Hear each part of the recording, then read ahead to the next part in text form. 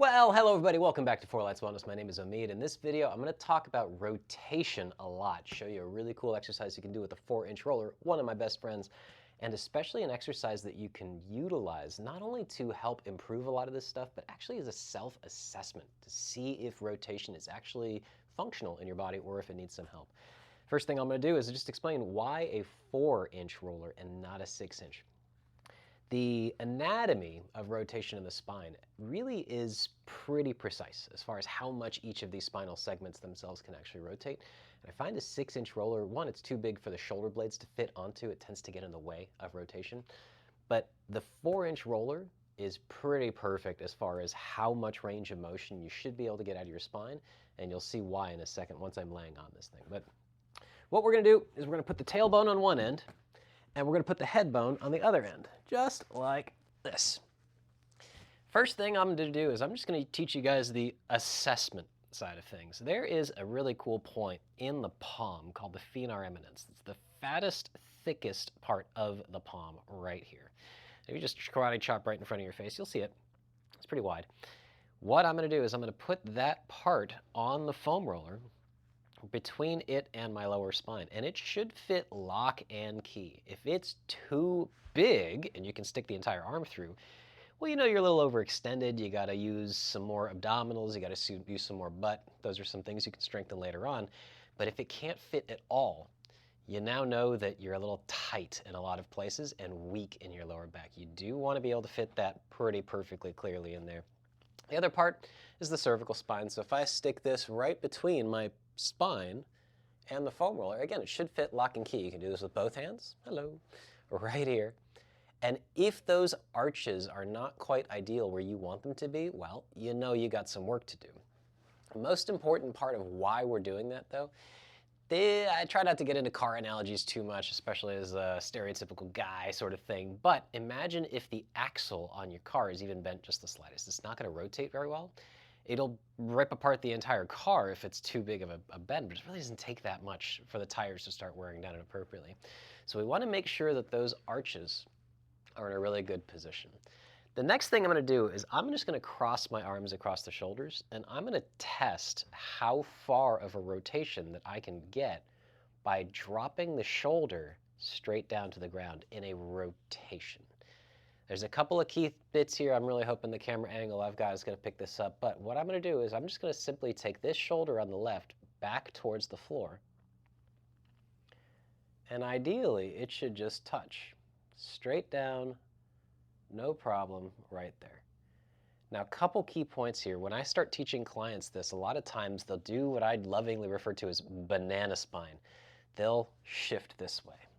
And now the spine is in a side flexion. It's not in a rotation. The head goes off the other direction. The pelvis contorts into this position. It opens up the lumbar on this side, compresses on this side. One lung is open, one lung is closed. And what ends up happening is I just see that as the pattern they use even when they're walking, let alone when they're actually doing any type of physical activity in the gym. And it's really, really eye-opening for a lot of people to do this on both sides to see. For example, I've got a little bit of a scoliosis I've mentioned in some other videos. I can more easily rotate to the left than I can to the right. For me, when I go to the right, my head tips to the left. I've got to correct for that as I go into this rotation. Utilizing obliques, utilizing quadratus lumborum, all of the fun muscles that you don't really need to know for any of this. But here's the most important part. The opposite shoulder has to do something. If I want the axis of rotation to be my spine, I've got to push this shoulder up as much as this one's straight down. And I'm trying to maintain my rib cage position in rotation with the axis of rotation being the spine. If you find a couple of things going on with this, for example, with the head coming over to the side through here, well, there could be some cervical issues going on, or that could be weak obliques. If you find that when you're rotating to the left, the hips want to follow you, your spine's just really tight, or your hip might be weak. One thing you can do to test that is you can just lift up the opposite leg and try and come over. Do you fall off the roller, or does that hip actually support you through here with some lateral stabilizers? Now, here's one other thing I've been working on a lot myself. The same range of motion should happen at the pelvis. So I've got this kind of gap right here, about 2-3 inches. I know I got a big badonkadonk, but I'm going to try and rotate my hip and my butt straight towards the ground. And what's going to happen with this is that this other hip, this right hip, has to go up into rotation. I'm trying to maintain that axis of rotation without bananaing over. And now my hips are on fire trying to control this. We, again, should have enough control and range of motion to be able to complete this rotation effortlessly. It should just be a little tiny bit of a muscle contraction as I come across going through this.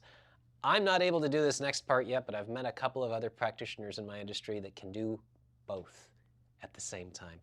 They'll take the shoulder over on one side, they'll take the hip over on the other, and the spine is expressing its true rotational range of motion. Now, let's start putting all this together. Why is this so critical to understand? Rotation is the foundation for every other motion in the entire body. You don't believe me? Let's say, for example, a chest press. Well, I got a barbell. I'm pushing straight up. Is there any rotation? Well, yeah, because there is still the rotation of that barbell side to side. What happens if your left shoulder is weaker than your right when you start pushing that barbell this way? Well, now you see that banana tipping that starts to happen. You're pushing more with one serratus, for example. You're pushing more with one oblique, more with one side of the abs, one side of the pec, and now you're starting to contort and crimp the spine in a lot of different ways. So you can use this as a full workout exercise. You want to go for about 2 or 3 minutes trying to really control through here, whether the arms are in this position or not. You can do the breathing here, exhaling on the rotation.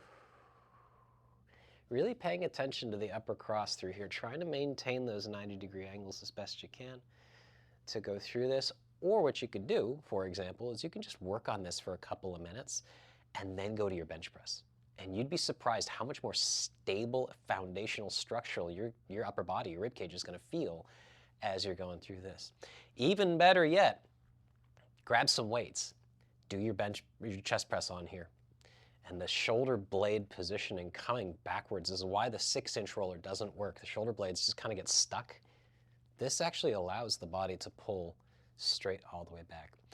Last little tip, if you do have a 4-inch roller and you are just having the worst day in the world, just plop in this position. This shoulder blade position, allowing those shoulder blades to open up quite a bit in the front, it's just hanging out here for anywhere between 5 to 10 minutes.